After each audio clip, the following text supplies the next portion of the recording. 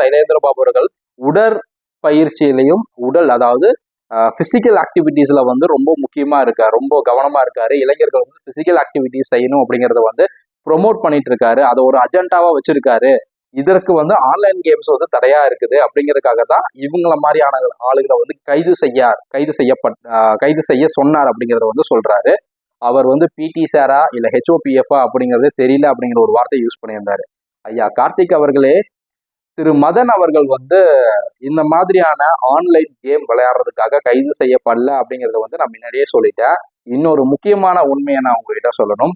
திரு மதன் அவர்கள் கைது செய்யப்பட்ட தேதி அப்படிங்கிறது வந்து ஜூன் 18, 2021.